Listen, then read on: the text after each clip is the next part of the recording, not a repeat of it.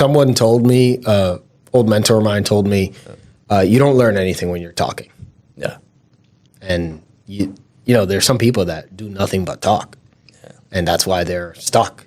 That's why, and those people tend to be frustrated because they feel like they're doing so much, which they are, but they're doing too much of a wrong thing. Yeah. Like, why don't people want to share ownership inside of businesses? I think there's good reasons why, and I think there's a lot of bad reasons why. Price is more of an art than it is a science. You always have to be mindful of what your competitors are doing, but always keep in mind that your value proposition is different than your competitors.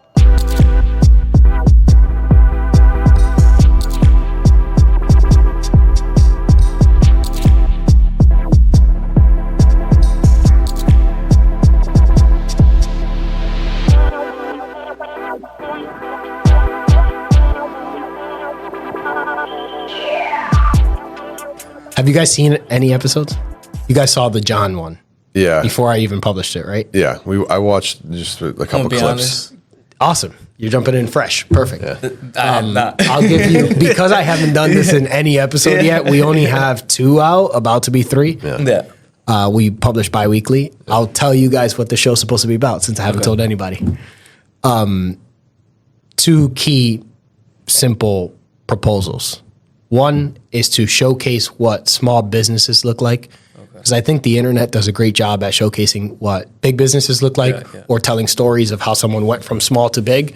But like, what about when they were still small? You don't see it too much of that. Yeah. And I get to see that every day. I've seen that every day for 10 years. Yeah. So I thought it'd be cool to show other people that. No, that's pretty dope. That's proposal 1. Nice. And then proposal 2 is to discuss certain frameworks. So I've had this conversation like tens of thousands of times. I've worked with thousands of entrepreneurs. I've built thousands of financial plans. And I've probably on average sat down in a meeting like I have with you guys twice now, like 20 times a week for what's 10 years, like 500 weeks. And there's a certain level of pattern recognition. Once you do something enough, you play volleyball. So, you know, you start knowing what the ball is about to look like. I've just started seeing things that I thought are interesting. And as I've looked this stuff up, people haven't really written on it much. Yeah. So I thought it'd be cool to talk about that. And it's really the stages that a business goes through between 0 revenue and 10 million in revenue that I find the most interesting. This is technically like what micro business. We're technically not even small businesses, your business, my business. We're technically micro businesses. We're too small to be considered a small business. We're not there yet then. We're not there A lot yet. of work to do. We got a lot of work to do. We're not there yet. And by the way, that's most businesses. So of all the legal entities that exist in the US, as of 2023, 99.6% are under the $10 million in revenue threshold 99.6. out of 33 million businesses that exist. That's insane. 99.6% out of 33 million businesses in the US have not been able to cross the $10 million threshold. I mean, I believe that. Yeah. I don't think that's that. Yeah. Like, I totally, absolutely believe that. The crazy one that keeps ringing in my mind is something like 14 million haven't surpassed 500K. That's crazy. Yeah, that is. So I think there's a reason. I think the reasons are about the same at certain breakpoints. 100K, $250,000, 500K, million, 2 million, 5 million, 10 million. It's about the same reasons that people are getting stuck in those areas. And I'd like to talk about that. But I brought you guys in because you guys are a fresh partnership, I'd like to say, right? Yeah. And I want to talk about partnerships. People don't talk enough about partnerships. Yeah. So tell us how you guys met. We met like 10 years ago, Yeah, maybe? at this Awesome. point, probably Love that. 10 years ago. 10 years, Yeah. right around there. I don't Love that. remember. But we met through a mutual friend at the gym. Yeah. Right. Yep. And we'd just see each other at the gym most of the time. Yep. And then after a few years or a couple of years of knowing each other, we started kind of like he needed some video work done, you know. So What kind? Volleyball, actually. Cool. Yeah, it was mostly volleyball stuff. So it starting with the club, like for me, like the origin of everything was the volleyball club. Cool. And I was walking around with a camera, and whenever I got a little bit of a bigger budget, I'd try to bring him in as much as I could, which wasn't that, I mean, it was a couple times, but Who was giving you the budget? the club, Cool. the club, yeah. And then from there, we'd he'd help me with that and a couple other projects. And then last year, or 2 years ago at this point, he approached me for just some management stuff on a gig, and we had we had gone through it, and it was kind of one of those things where like we were both just had this idea of like, dude, like this agency idea of, or just team at least, start with that, and where it's like he enjoys creating, populating businesses with content. I enjoy doing that as well. And so it was like, how do we put our tool sets together and build it, or at least start it? You guys ever heard of a guy named Naval? I'm not going to try to say his last name because I'm going to butcher it. But Naval. He's a very quiet, but sometimes outspoken Silicon Valley investor, very wise individual. He's basically been at the start of a lot of major companies. I think Twitter being one of them, like early investor, right? So he's loaded. Yeah. And he's kind of a philosopher. He talks about the 3 forms of leverage that every business needs to succeed dramatically. And you guys figured out the first one, the leverage of skills, specifically other people's skills. It's like everybody wants to go at this alone because for some reason they don't want to share. I want to talk about that. Like, why don't people want to share ownership inside of businesses? I think there's good reasons why, and I think there's a lot of bad reasons why. But I got 2 reasons right off the top of my head. What are they? One of them's ego. And that kind of leads to trust as well. Whether so ego being I've done this, I've done that, I've done this, I've done that. I don't want to. Why would I expand or extend an olive branch to this person, that person, that person? And then the second thing would be trust. This person, whether I have an ego or not, I've been burnt so many times that like, how do I now continue to try to put my trust into some other person? How do you trust someone? How do you make that decision? I think it's hard. I think it's more about actions. For me, it's actions. Seeing how somebody does things over time, how consistent they are.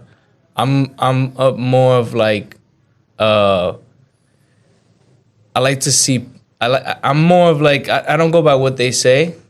I just watch what they do. That's the way, by the way. That's how you get truth out of people. Because people lie to themselves. Hey, I want to wake up at 5:30 tomorrow, go to the gym. And then they don't. So, they lie to themselves in good intention and trying to become a better person. Correct. But the actions, man, you can't lie on action. It's about actions. And reactions. I've learned that a long time ago. When I was a kid, same thing.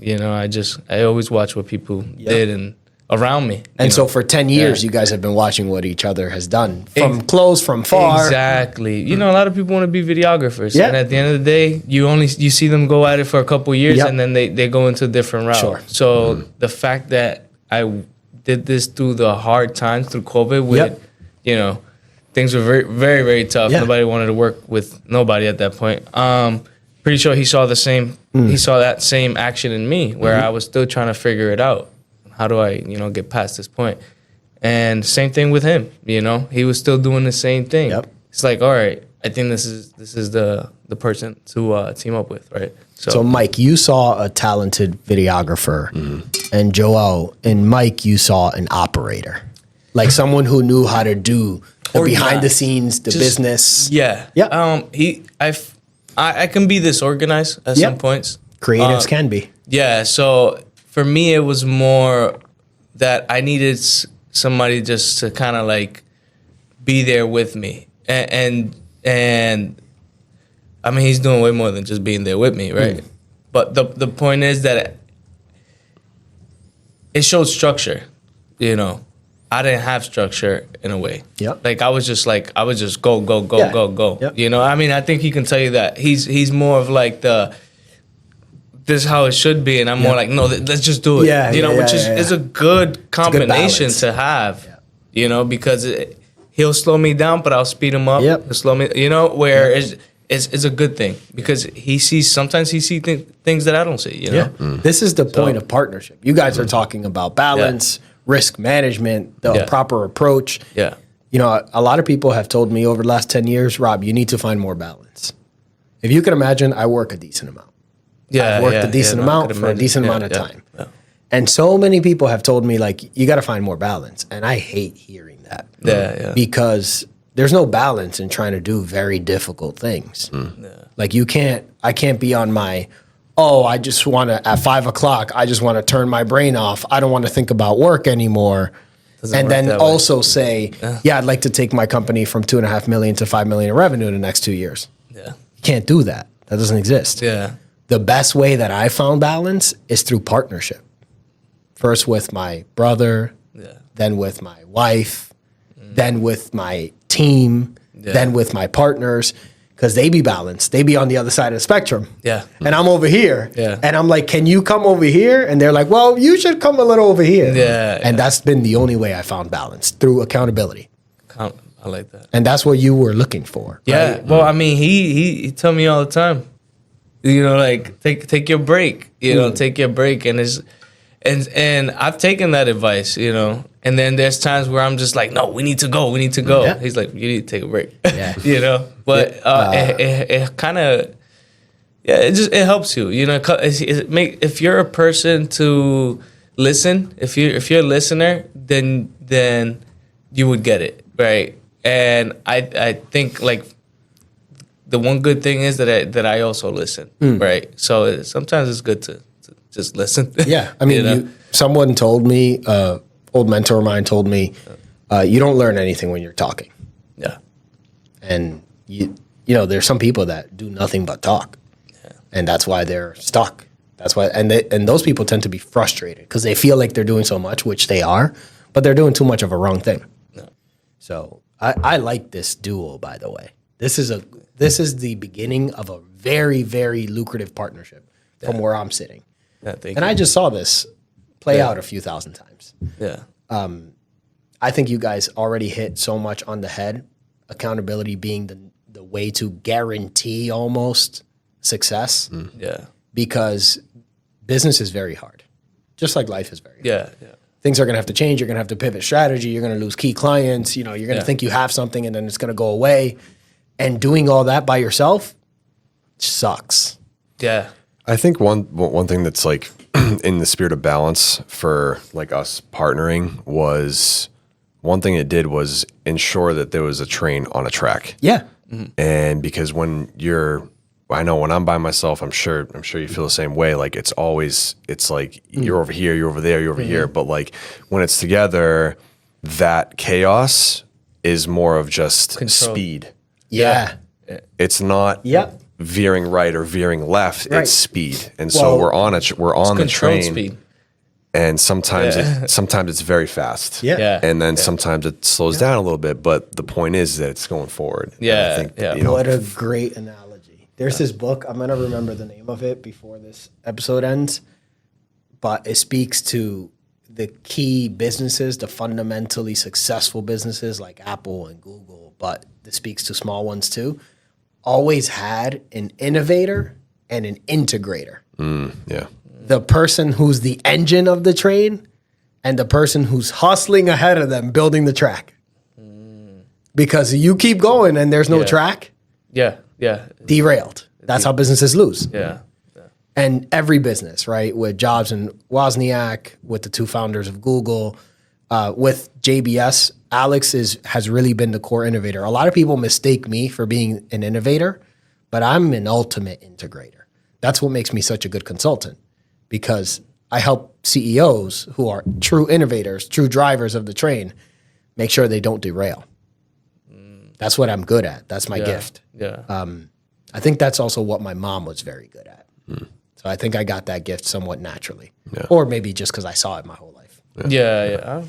Regardless, it still came from your mama. So. Either way, 100%, no doubt about that. So you guys hit leverage one on the head, leveraging other people's skills. And what I would advise you is, as your business grows, to continue to do that with other people. You don't have to make everyone a partner, right? But having that initial skin in the game with those initial people, I think makes all the difference long term. It's funny in our communities. I have a friend of mine, one of my best friends. His father used to tell me, "Rob, partners are for dancing. Like, don't do that shit. Partners are for dancing. That's it." And this is a successful guy, probably worth $20 million. Really only ever partnered in anything with his father, and I think it limited his potential. I think he could have been much bigger. Yeah. And I struggle with that, especially I went through a bad partnership. It was 6 of us here. Now there's 3 of us. That's because of some of the stuff you just said, trust, ego, direction, all of that stuff was out of alignment. But I'm glad that out of that, I came to the conclusion that I will always have partners in everything that I do, because that's how we're going to build better things. Yeah. And I think our community struggle with that because they've seen some of the losses, some of the whack shit that's happened. Yeah. But it's like, but every great business, every truly great business, every truly great household came from partnership. Yeah. One thing that I think of when it comes to that is Steve Jobs. Like, what if Steve Jobs woke up and was telling his kid never partner? It's like, I don't think he was saying that. Yeah. You know what I mean? And he like, was a crazy motherfucker. Yeah. Like, people have spoke out on his behaviors. Yeah. He was like an asshole. That was the best way to describe him. Yeah. Well, I mean, this is saying that says if you wanna go fast, go alone, and if you wanna go far, you got it. get together, right? You got it. And I love this train analogy. I haven't thought about that before because that's spot on. I've seen people lose track and not slow the train down. I've seen that happen so many times. I just helped 2 businesses over the last 6 months, and 2 large businesses, over $1 million in revenue, just avoid failure because they were about to close down. And it was like, I just looked at the data and it's like, what the hell are you guys doing? You're making bad decisions. You've made bad decisions years before. And then for some reason, ego, I don't know, maybe they don't know how, you haven't reverted the decision. You're still making the decision. Yeah. And it was like intervention style. Yeah. And thank God it worked out. But it's simple. Some of the problems that businesses face, they're not complicated problems. Yeah. It's like, hey, you're selling that, but it costs you too much to sell that. So this is not going to work. Yeah. Or, hey, you're paying this person this much, but it looks like they're only working 20 hours a week. You're paying them for 40. That's not going to work. Like, there's simple problems. Yeah. But people encounter them every day. What do you think the next leverage you're going to need? I kind of hinted at it in the beginning. What else are you going to need to leverage outside of people's skills? Time.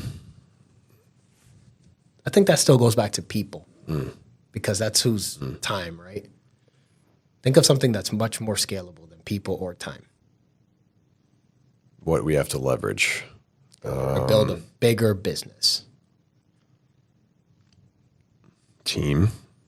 Yep. More people. More people. I think More it just people. for us. I feel like it just comes down to people. Yeah, this is where most everything. people get stuck. And you're right. And I think that's why, like, the 14 of the 33 million that can't get 500K, I think a lot of them are just 1 to 3 people. 80% of the 33 million is one person. Isn't that crazy? So technically an Uber driver is considered self-employed. That's a business. Yeah. 80% of 33 million is just one person. So that's the one that people like stay in and don't ever move away from. Yeah. The second one's technology. Like, you could leverage tech to edit faster, to invoice faster, right? Yeah. There comes a time where it's like, okay, I used to have 10 clients, now I have 100. Yeah. And I used to spend 3 hours invoicing, now I'm spending 30. It's like, we could cut that back down to 3 with tech. Yeah. Instead of thinking, oh, I need to hire a bookkeeper to do the invoicing. It's like, wait. Let's see if the system could get better before we start just adding more people and more expenses to this thing. So the tech stack, leveraging tech, especially now, dude. Oh my God. I remember the day that I first saw that ChatGPT was out. I looked at that thing and I was like, oh my God, I never thought I'd see something like this early in my lifetime. Yeah. And it was like nirvana. And ever since that's happened, bro, I've done so many things. I do business plans for people, especially turnaround strategies. Yeah. So it's like I get to know where the business is at. It's not in a good place. We need to do something about it. And that is learning the business, the product, the pricing, the cost, the people, right? You gotta learn all these things. Yeah. Once I have that, I have AI note taker in my meetings. So I get transcripts of the. Oh, that's cool. That's cool. Once I have, and now I know that note taker's in there, I'm speaking a different way. Yeah. I'm not only speaking for what the client needs to hear, but I'm also speaking for what my notes need to say. And then I leave that meeting, and what used to take me 2.5 days to build a 15-page business plan, I get it done in 5 minutes with a specifically trained GPT. Yeah. So the point is to before anybody looks into adding people, make sure that the tech is maximized. And you'll know, depending on the thing that is missing in the business, whether it will require a person or not. So that's, is this going to need a videography? You need a person for that. Yeah. When you think maybe not, that's when you need to start looking into tech. So gotcha. Okay. And the biggest businesses in the world, they're the ones that leverage tech the most because tech is scalable unlike anything that humans have ever designed. Yeah. It's weird. It has an inverse correlation to typical economic output. It takes way more upfront to get the thing done. Remember when TVs used to cost 4K? Yeah. It's like, it's $4,000 for a flat screen and it's not even flat. Yeah, it's not even flat. Yeah, I remember that. But the way that technology operates, it's inverse. It's opposite to the way typical economics operate. And a reminder that typical economics comes from the Industrial Revolution.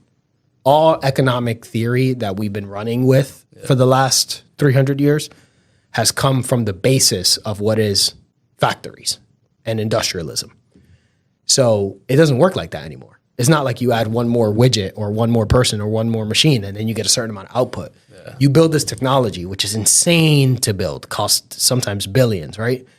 And then when you build it, it's cents to use it again. And then eventually it becomes pennies to use it again.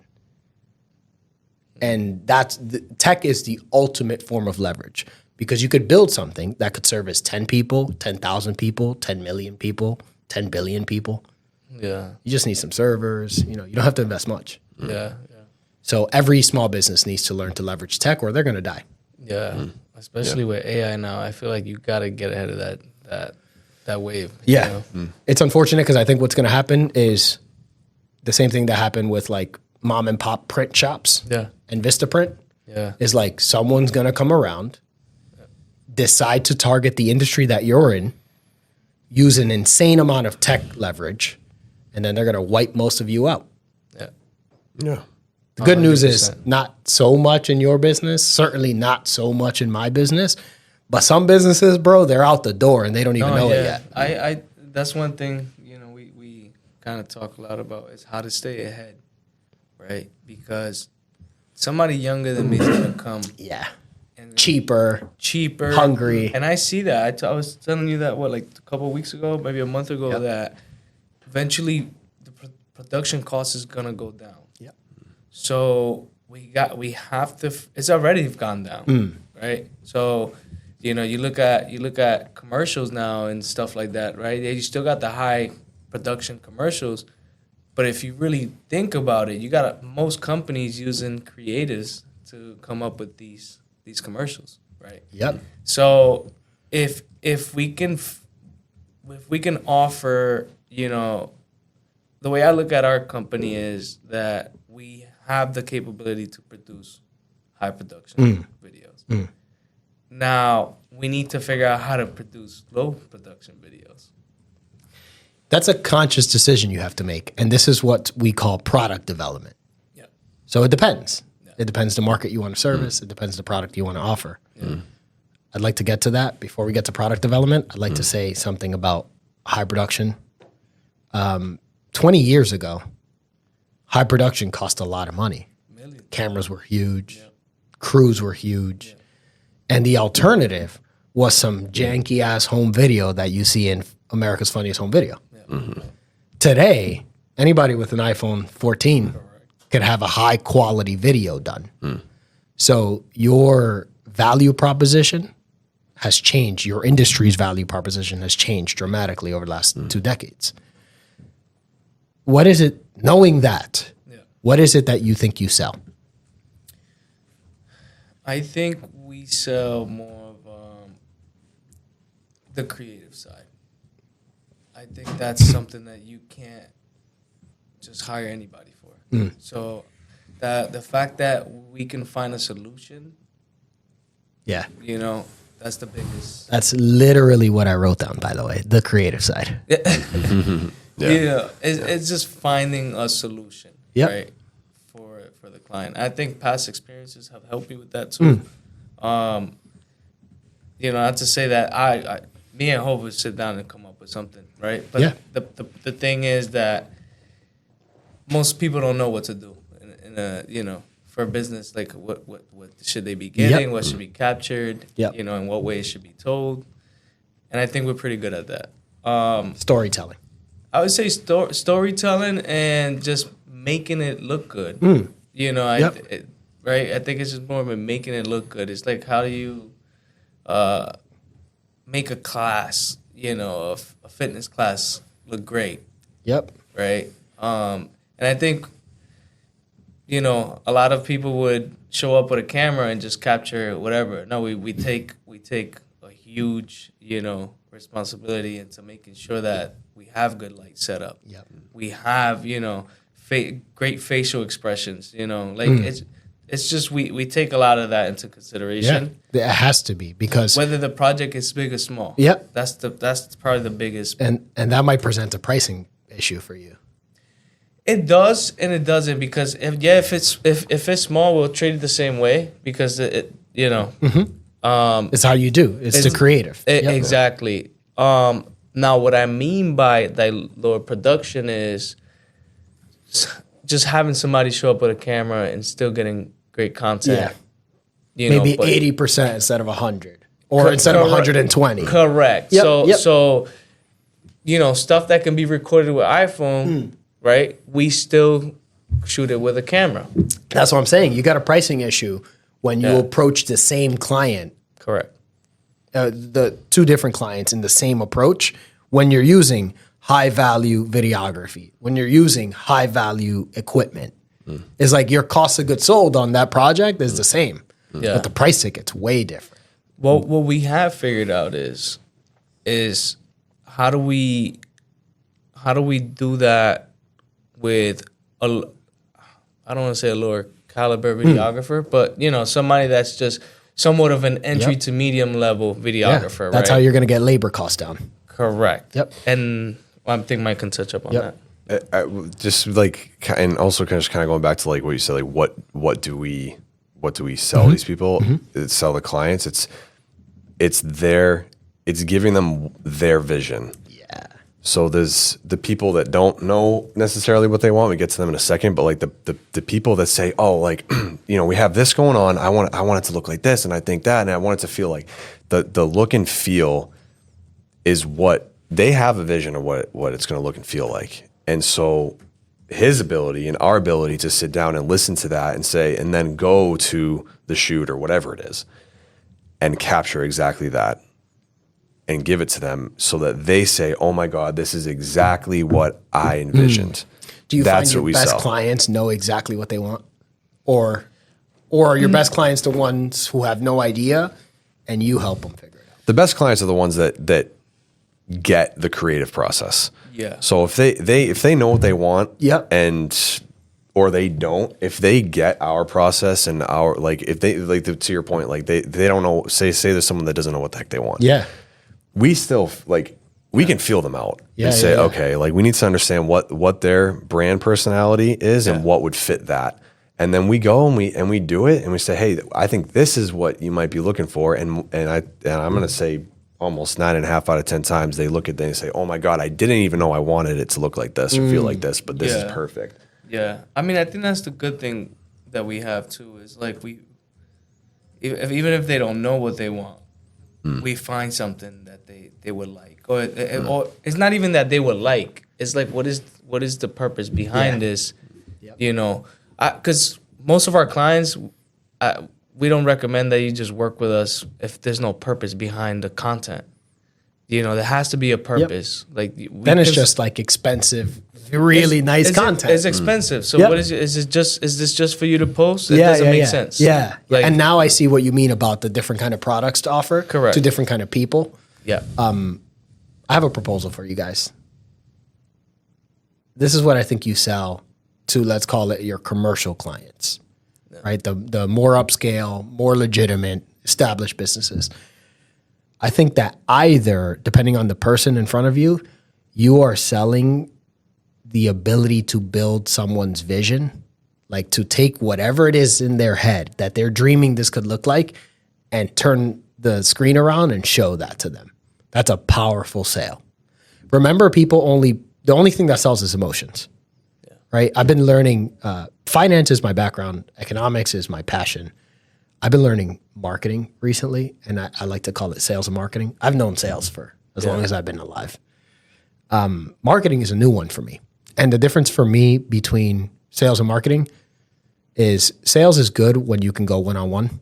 Yeah. Like when you master that one-on-one interaction, you're a killer salesperson. When you learn how to sell 1 on 1,000, that's when you've learned marketing. Mm-hmm. What you guys do is you sell emotions. By the way, that's what I do too. That's what all great salespeople do. I think you're either bringing that to the table for someone, right? Like, get this vision out of my head and onto a screen. Yeah. Or if they don't know about the creative process, you're taking them along for the ride. You're teaching them what is the creative process, the journey. You just said that. You hit that right on the head. I think teaching is probably the biggest thing. Yep.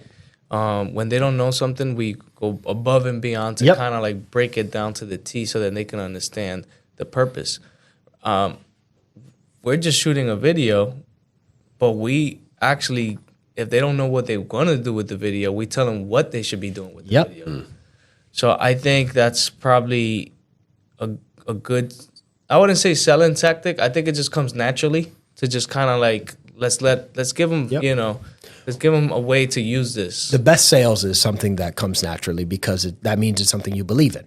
Correct. If it doesn't come naturally, all that means to me is you don't believe in this shit. Yeah. So you're selling something you don't believe in. Yeah. Well, that's the other piece of it. So we can sell an emotion, but the other half of it is, does this piece of whatever, does it accomplish the objective that, like, you didn't call us for a cool video. You called us because you need to get exposure or whatever the heck it is. Yeah. So you're going to look at this video and say, "Oh my God, it's so cool," and then your partner is going to look at it and say, "Yeah, but it doesn't even does it sell the thing that we need to sell?" And that's the other part. So the objective and the emotion together, I think that's Are you guys in the business of providing that objective? Because that okay, absolutely. How do you do that with someone who has no marketing infrastructure, no marketing background?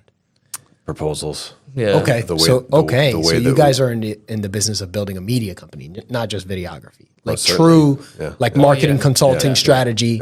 Yeah. Oh, excellent. So we are moving into. So again, starting from where we started, we figured each other's positions and where we should be, and the goal. Little by little, I've been building a small videographer team, and now our job is to find a mini mic. So makes sense. So I'm grateful that I have great guys, but the way I've built them is through action. Yeah. How they show up, when they show up, are they here when they need to be? And if they are, then I take the time to teach them what my skills. Yep. So I give them the shortcuts to everything. Yep. That's called talent development. Yes, and it's been working. Yeah, right? Of course. It's been working really good. Yeah. So now I think we need to find a mini mic. An operator. Yep, an operator, but also an someone assistant that could be good. Yeah. And then eventually, somebody that can just kind of like. Let's not keep throwing people though, because every time you keep throwing people into the equation, I agree. It becomes more scalable, becomes more legitimate, more revenue. But it also introduces a lot more costs, a lot more risk. Correct. We were very aware of that. We're trying to keep that. Yeah. We're tech first, people second. It's a fine balance. I also think it's more about productivity first. Is like, are you guys being as productive as you possibly can be? Yeah. And that needs to be continuously audited, in my opinion. Like every 3 months is like, hey, did we lose our productivity measures? Are we back on track? Yeah. You guys have to do like internal audits, not just financial audits, but operational audits. Okay. Are we working with the right clients? Are we bringing in the right leads? Are we qualifying those leads effectively? You and I could talk about this, Mike, because I have a lot of sales background and training. That's one of the things I help a lot of my clients with. But I want to reverse the clock a little bit. Yeah. Because I've realized we missed this part. July 8th, 2024, you guys formed Eights Digital LLC. In Massachusetts. Yep. Yes. Before that, in New Hampshire. Yeah. When was that? December 16th, I think it was. 2023? Yeah. First check we got was in 2024. January 1st. Tell me about that story, the formation. Well, we had that, we just had a bunch of conversations of like, okay, so, and this actually goes back to what you asked earlier of, how do you pitch that to a client? Like, is that, what do you sell and how do you, for us, it was like, I was looking at Joel, like, dude, like, phenomenal. Like your work is so good. What we're going to do is when we pitch this to clients or whatever, like it needs to be not just, it's not going to be a video. It's going to be a thing. There's a thing. Yeah. And there's a pitch. Yeah, there's a pitch to it. And there's, in the proposal, it's like whether the client appreciates this or not, you're going to understand that we're thinking about the mission of your business compared to the mission of this project, the objectives that we need to get, so it gets them to understand that, the creative process that we talked about. Yeah. Like, okay, so I'm not just talking to a guy with a camera. Yeah. Not that everyone perhaps thinks that way, but it's like, no, there's intention behind what we're doing. And so that when you are done with your video that we kill, obviously, not, or he kills, when you want to have that bigger conversation of, hey, you should let's do this every single month. We're already ahead of that because you're already thinking that in your one-off video or whatever. But to answer your question, like how did it? So we just kept having those conversations and our constant navigation of roles and constant navigation of what the heck we're doing. We started up in December, and we had already kind of. The wheels are already in motion. I mean, we started working together in April. Yeah. And it was like, okay, we got one client that can be consistent. We got 2 clients that can be consistent, a bunch of one-offs, 3 clients that can be consistent. Okay, so all right, like let's really think about this. Let's structure it better. Yeah, constant conversation, and then built it in New Hampshire in December and rocked and rolled, and then it constantly getting more and more accumulated with, or just like understanding the business side of it, and like, okay, like we should be in Mass because we're ultimately it's in Mass. So, just the constant growing pains, but just navigating them. The partnership sounds like it formed very naturally over the course of what was probably very fun conversations. No, it did. It actually did, because it started with I think our first official was all day. Yeah. Why did you guys decide to do that one together? I needed scripture, like something that needed. I hate emailing. I hate all that. Classic creative. That is just not me at all. Yep. I'm a phone call face to face. I need to see you. Need to see how you react. I'm that type of person. I do 100 emails a day. I would go nuts. I would quit on the spot. So I was like, maybe you can come along and figure this out. Help me with this. Yeah, let's figure this out, And classic innovator integrator. Classic. Yeah, and it went well. It went well, and I'm like, all right, this is looking good. I felt confident. I felt good. I felt like, he put something together that was well put together, right? If that makes sense. Yep. And we did our shoot, and I was like, okay. Now I was like, all right, now we got to figure something out. How can we build this into something bigger? And it just went. It's going. It's still going. Can I tell you a little bit about my theory, the theory I'm working on? What I call breakpoints. I don't know if I'm going to keep calling it breakpoints, but I call it that because that's an investment language. When we manage money for people, we charge usually a percentage of AUM, assets under management. And, as the assets are bigger, the percentage is smaller. So it's like if you're starting off, I might charge you 1.5%, 2%. But when you hit the first break point at 100K, usually it's around 100K, it drops 0.25%, 25 basis points. And then when you go over $1 million, it drops under 1%, right? And if you go over 10 million, because it's like, I'm not going to charge you 1% of this larger number. So we hit these break points. So I've been calling them break points probably out of habit and training. The first one's 100K. So like before 100K, you just have this thing that you've maybe decided to do. Maybe, I don't know what the hell's going on, right? It's a side hustle, is this, is that. You don't have a business. Yeah. I think the 100K break point is the one I'm calling the decision to build a company. Like you make that conscious decision where it's like, I'm going to build something here. And it's not when you create the LLC, because Gene and I see hundreds of people create LLCs and then never do anything with it. Yeah. It's when you make a conscious decision to start a company. And that's really usually right around the time that you make those first key hires or partnerships. I fundamentally believe that when those things are partnerships with the right people instead of hires, even if it's the right people, what's going to happen next is you're going to rush through these breakpoints. Instead of it taking you 10 years to get to $1 million organically, just like it took JBS between 2005 and 2019 to get to 1 million. That's organic. I think the right people with the right equity incentive just crushes through these breakpoints. The next one you guys will face probably this year, and you'll probably crush through it this year, is what I'm feeling, is the hiring challenge and the systems challenge. So like now you got to hire outside of key people. You need an administrator, you need some subcontractors, you need to start thinking about, damn, those subcontractors, they need to carry their own insurance or else they're going to come after my insurance and they represent the company. How do we deal with that? And then you need to build technological systems. How do we invoice? What's our accounts receivable look like? Where are we editing? Can we integrate AI into editing? Like you need to start building systems that you can replicate, that you can teach people.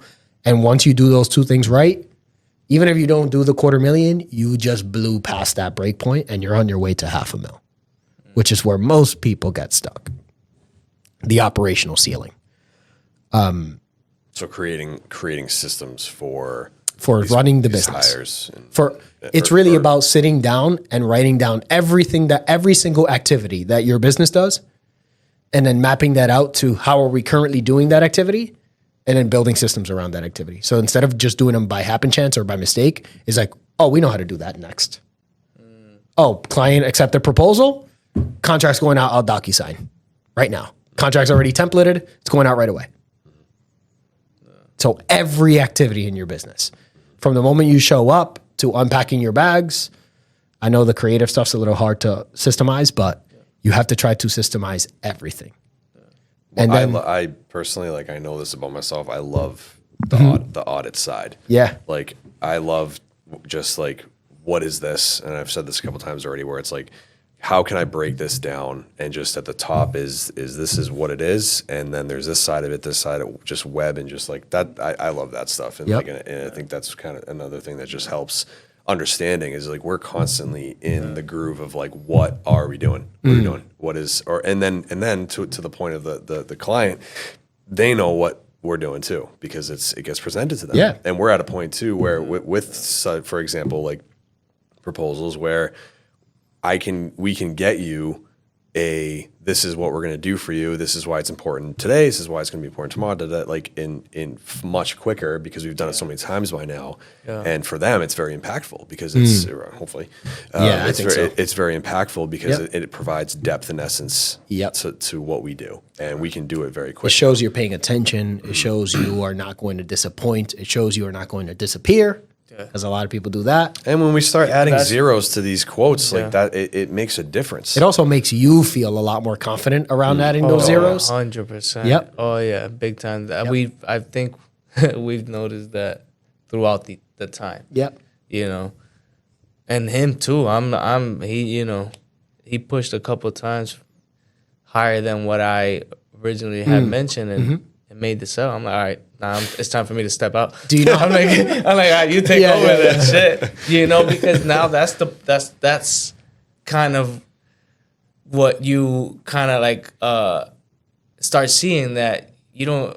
For me, I think it was more of a, I wouldn't say control thing, but more of like, since I've been doing this so long, I felt like I had to be here. Yep. I had to be on this call. Or I had to, remember? You're like, no, I got it. And I'm like, no, I want to be there. And then it's like, okay, he has it. Like, I got to learn that he has it. Let it go. You know, let it go. Yeah. You know, and I think that's a big part of partnership is knowing when to involve yourself in his you know, in his place, and when, you know, just giving each other that space of like, okay, trust him. That trust you just spoke about, you know, is trust. Yep. You just spoke about trust, you know. You know, the right partners realize why they got into partnership and the wrong ones don't. So we got into partnership because of leverage. Yeah. Because I can't be everywhere at the same place, because I can't work more than 80 hours a week, because I have limitations of myself, right? We know that.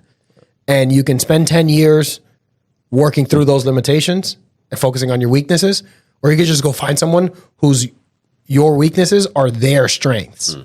And that's ultimate leverage. So when you step in front of that, you're defeating the purpose. Exactly. And I've you know, I think I've learned that to kind of like, all right, shut the fuck up, Joel. Yeah. And you know what? I'll give you pricing. I'll give you pricing in 30 seconds. Pricing is simple. How do you set? I do a lot of price modeling for clients. How do you set the right price? No one knows what the right price is. So what do? You look at your competitors, you overanalyze, you overthink this, you undershoot. It's like pricing is how much can I charge before people start saying no too consistently. So if all you're hearing is no, you're in the wrong market or you're overpriced. Simple. If all you're hearing is yes, you're in the wrong market or you're underpriced. Right? I don't know yet. I try to build systems around everything. What the exact number of yeses and nos are, but you could build a system around this too. If you're quantifying your sales data and you're saying, how many people am I putting a proposal in front of? Okay, 100 out of every 100 people, 70 are saying yes, 30 are saying no. I'm rightly priced. If it goes 50-50, oh shit, I got to increase my pricing. And that's literally, price is more of an art than it is a science. You always have to be mindful of what your competitors are doing, but always keep in mind that your value proposition is different than your competitors. So you might be technically doing the same thing, videography, but you might be selling something way different. And if that's the case, don't compare it to price. Yeah, correct. One thing that's helped us navigate that is one of our mentors talked about what do we do for people? We help them, and that was new to us. It's just language. Yeah. Like are we going to help you or not? So what that does is that it changes the whole dynamic of what we do for you, and more importantly, this might not help you. So far be it from me to under or overcharge you when you need someone else. Yeah. Yep. That was new for us, just from a language standpoint and comfort for us. We are very comfortable now being like, listen, this is what you do. Yeah. Or hey, you're gonna pay too much for this, and that was just it was really good. Salespeople know how to get to a yes or a no way faster. It's like all we need to know first before anything else is, are we going to work together? Forget about proposals and all that jazz. It's like maybe is enough where I'm going to invest in a proposal, but I'm looking for the no as soon as possible because I have 100 other people in my pipeline. The only people that struggle over this and stress over this are the people who've got 3 people in their pipeline. Yeah. If someone doesn't say no soon, they're going to miss their rent payment. Yeah. It's like, well, your problem is not sales. Your problem is lead generation. Yeah. But you're right, Mike. The first thing that I learned in sales was what they called red letter language, which is basically the language of sales. How do you know to say the right things at the right time? And when you're learning that thing as a new sales rep, you're basically just reading from a script. Yeah. Yeah. And it's very important to memorize that script as fast as possible because that's what's going to give you the framework of understanding how the script works to then make it your own. Since this conversation, I haven't thought about that script in like 6 years because it's just like ingrained. Yeah. Yeah. Now it's just how I talk. Yeah, it's just how you talk. Yeah, and I'm way off that script because I'm not trying to push a product to anybody. That's what that script was about for the most part. Yeah. I'm just trying to see, do I like this person? do I think they like me? Yeah. Because I don't want to work with anyone I don't like. Yeah. And then it's, are we going to work together? And it's usually a timing issue. Because if you have a business, we could work together. But is your business at the right time and is my business at the right time where this is going to align? Correct. And then if yes, my only question is, okay, are you going to work with me or are you really going to work with my team? And that just depends on how much you want to spend. Correct. And this will continue to change over time. I don't think I'll ever stop working with people because I just love working with entrepreneurs, but this will continue to change. Fostering a good dialogue with our clients is like...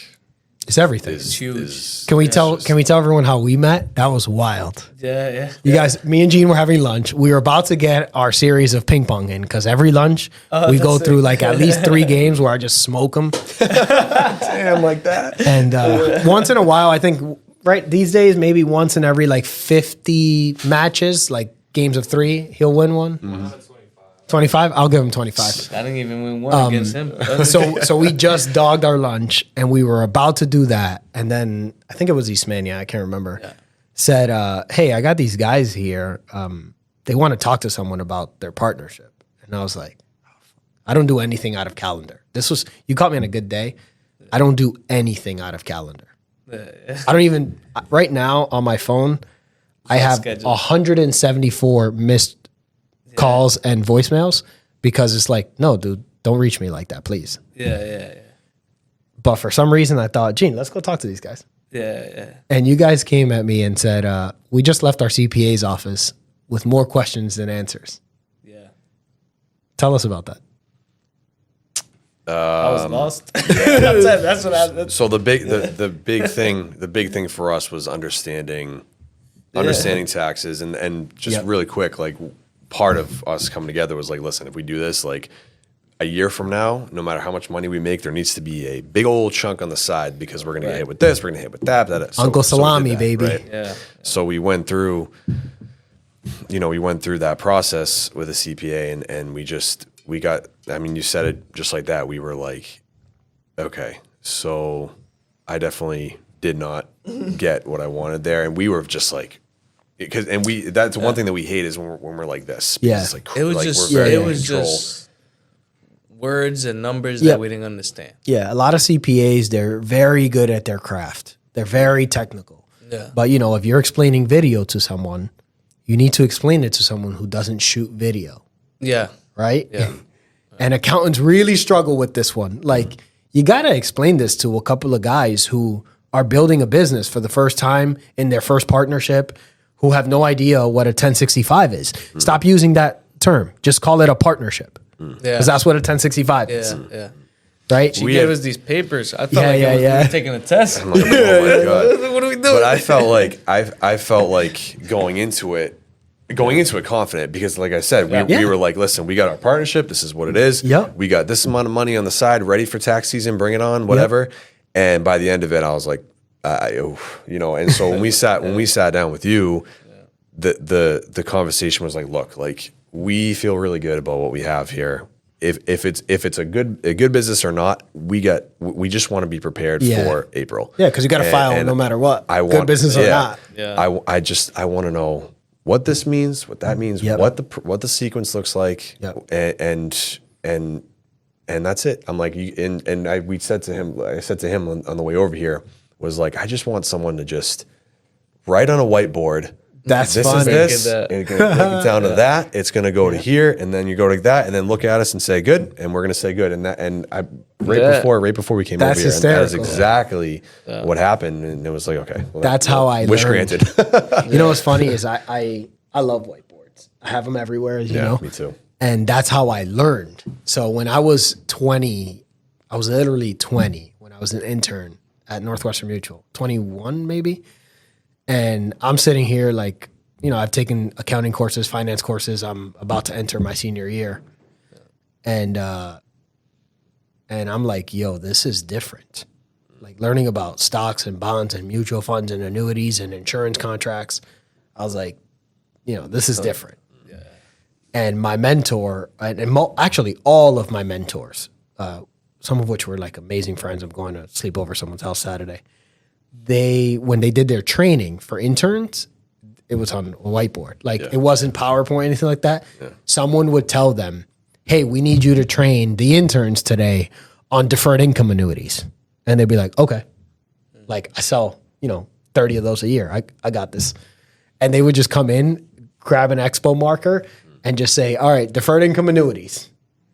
And that was everything. And about 6 months in, when they were short on people, I just started running the training for the other interns. Because I just love that. Everything's just stuck to me, seeing it like that. Yeah. So that's funny because that's just how I've always done it. Yeah. I have this. You're a visual learner. Yeah. That's another thing. I'm a visual learner. I can't. You can't just school. talk I was to me. terrible in school. I couldn't. It was just reading and stuff like that. I hated it. Yep. It was just one of those things that I've always hated. When we say we're a visual learner, that's not what we mean because you could obviously learn through hearing things. Correct. It means like that's the one that you lean towards most. So visual, auditory, and I forget the technical term for the last one, but essentially hands-on. Like those are the three ways that we learn. Yeah. And we all have a preference, like one that we lean towards. Mine's auditory. Which is a phenomenal gift if you learn to use it because I drive 2 hours a day every day and I'm always listening to something. And I've always commuted, like I've always put 25, 30,000 miles on a car every year and I'm always listening to something. Yeah. And that's changed my life. Yeah. It's very important to know when you're learning what your learning style is. Yeah. It's very important to know when you're selling that people have different learning styles. Yeah. So it's like, say it, put it up there, like do what, if I like the fact that she actually gave you the tax form. Yeah. The challenge is, damn, she used the tax form. Yeah. Like, like this. She could have used it was like that thick. I would have used the first 2 pages of the tax form had everything you needed. Yeah. I would have tried dropping the first 2 pages in front of you instead of the whole thing. Yeah. I get it. Technically, that's not the right way to do things. Yeah. But this is a training exercise. This is not me sitting here doing your tax return. Yeah. She wasn't bad. I just feel like she just old school. Yeah. That's it. And trained accountant.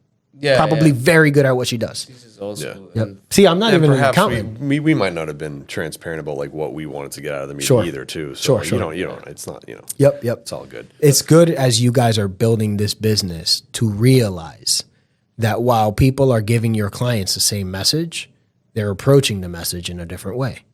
And that differentiation is everything for the sale. Yeah. It's like the more you can sit, and this is the challenge, the more you can sit here and fundamentally understand who your client is, the more successful you will be in acquiring clients. The challenge is you can't sit here and date everybody. Yeah. So you have to get good at communicating effectively very quickly. And that just happens with sales experience. The more you do it, again, pattern recognition. I knew 10 minutes in, Mike is my technical guy. Joel's my creative guy. So when I talk to each person, I need to be mindful.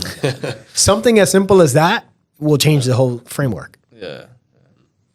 I think understanding in sales process, like to your point of like when everybody approaches selling differently, everyone approaches being sold differently. Yeah, of course. And that's interesting. And that's, navigating that is very interesting. You learn a lot, but I told my wife, we're looking at potentially changing cars in the next 3 years. Financial planning is such a funny thing because people know they're going to change cars every 5 to 10 years on average, but they never plan for it. So weird. Yeah. So, we're talking about we're talking about like, hey, soon, we got one car paid off, one car about halfway paid off. Soon, we're probably gonna need to buy another car to replace the one that has 90,000 miles on it. And I tell her, I use this analogy for sales. It's like everyone's bought a car. Anyone who's an adult, not Gene, has bought a car, and everyone has that one person who they bought a car from who's like, man, that was a great experience. Yeah. And all the other ones were shit. Yeah. It's such a bad experience. I know that whole sales tactic in and out. Yeah. And it's so annoying. It's like one of the, I'm going to make you sweat until you get so fatigued that you make poor decisions. That's basically selling cars in a nutshell. Yeah. I'm going to get you so exhausted that you're just going to make a bad financial decision at some point or another, whether it be buying the car or on the financing or on the packages. That's the gimmick. Yeah. But I've had that one person where it's like he just sold like 40, 50 cars a month. Savage. At Ford, of all places. Wow. And he just saw that I was just in the business of buying a car. And he's like, yo, bro, let me get you out of here as fast as possible. And I was like, yo, I went to go see cars. That day I bought a car. I'm not the type of guy to show up one day and buy it. He knew. I was like, my man. Yeah. And so do that. Yeah. One last question before we got to wrap up, because apparently I have 7 meetings later today. You guys, at one point in time, I felt, were concerned about being partners with each other. I wouldn't say concerned. My brother's my partner. I'm concerned about being partners with him every 6 months. It's a concern. It's a concern because it's something that's outside of you. Yeah. Like you only have a limited amount of control. Yeah. Outside of you. Yeah. So if you want to use a different word, that's cool. I'm curious to know, what was the concern in your own words, and where are you with it now?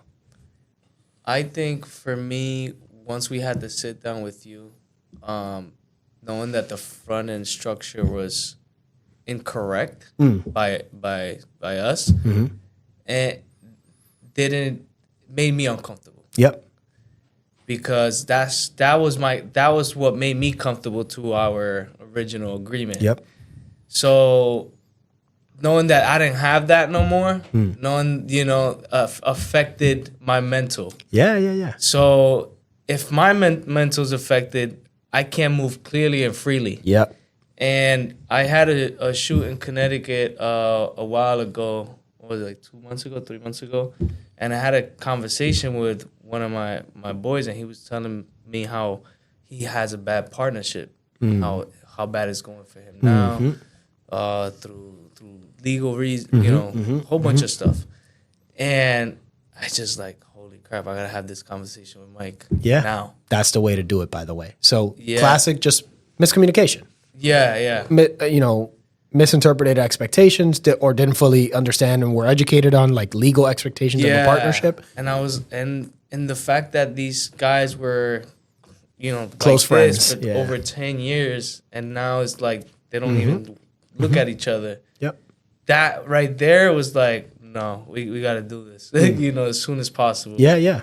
And we sat down and, we talked it out, hashed it out. And now my mind is just like, let's go. Like you could breathe. I can breathe, That's what's up. And a big thing was you letting us know what the average, how things was construction, what we were averaging, right? And that gave a good perspective. Like, okay, this is what we originally wanted. I mean, mentally for me, that's what originally was like I was really comfortable with. Yep. So the fact that even the numbers ran into a play, let it be known like this is for me at least, was like, this is where we should go. And not saying that might change in the future, but like, it will change. Yeah, exactly. It will change because our balance sheets, our net worth, our financial statements, they're ever changing. Yeah. If we build the right systems to ensure that they change effectively in a way that we could both agree on, that's how you grow. Yeah. We're for me, it was like eliminating ignorance. Yeah.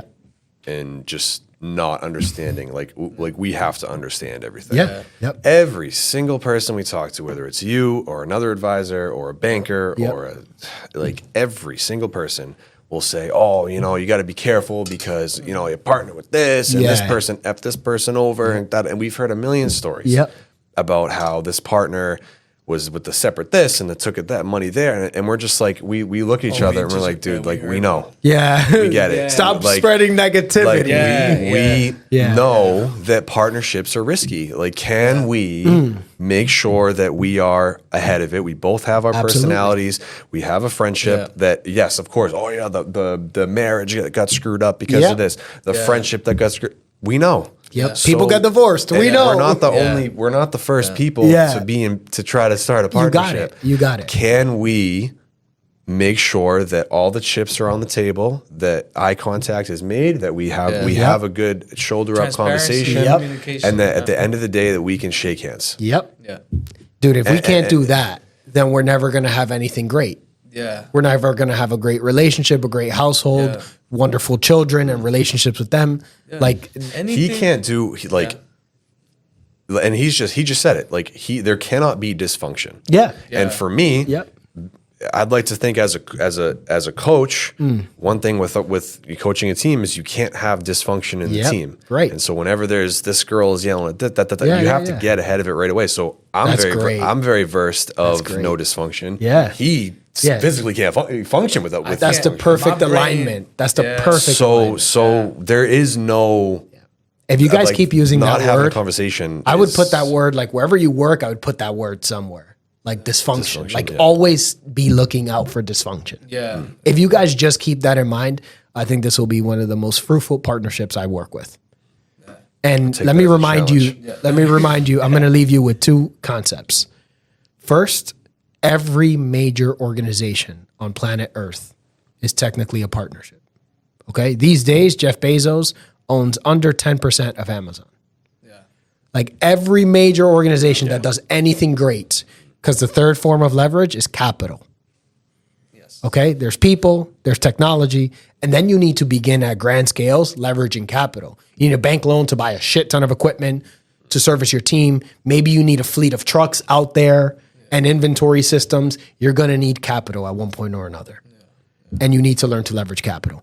And partnership is the perfect form to leverage the three. So the bankers won't tell you that because they don't work with those people anymore. Those people have graduated, right? The advisors won't tell you that because they've probably only reached a certain level of success. So just keep that in mind. The bad shit, it stays around the same place. The good shit just tends to bounce. We're very focused on the people that have prevailed, not the ones. Yeah. Careful who you take advice from. He does his due diligence. I do my due diligence. I'm not saying we know it. We have a long way to go. We don't know everything, but we do know a thing or two. Yeah, you know a lot more than most partners. It's like just be transparent and we just kind of rock with it. See, go for it. Yeah. Transparency is huge. I'll leave you with one more concept. In about 8.5 years, I'm going to formally retire. Wow, nice. I've been thinking about this day for a long time. When I was 21, I decided I'm going to retire when I'm 40 because there's something else that I actually want to do in my life. I just figured I'd get down to the money part first. So I'm working on that. And I'm looking at my balance sheet right now. And besides the cash in the bank accounts that I have, that I, for some reason, haven't added my wife to yet. She's a beneficiary, but she's not on the account. And my children's college funds, there is nothing that I own by myself on this balance sheet. I'm seeing interest in 4 different types of businesses, none of which I'm a majority partner, by the way. I'm a minority partner here at JBS. I'm the CEO. I own a minority amount of the stock, under 50%.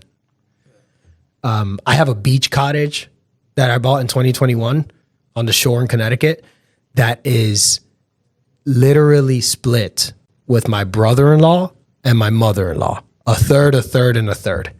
Because now we could all afford a beach cottage because it's like a car payment. Yeah. We've owned it for 4 years. Some bumps, very little, but it's been excellent and a great way for our families to spend time together. I don't own anything alone. And to achieve my goal of early retirement, which I'll need about $5 million for, I will never own anything alone. It's going to take me too long. So just keep that in mind. Yeah. Cool.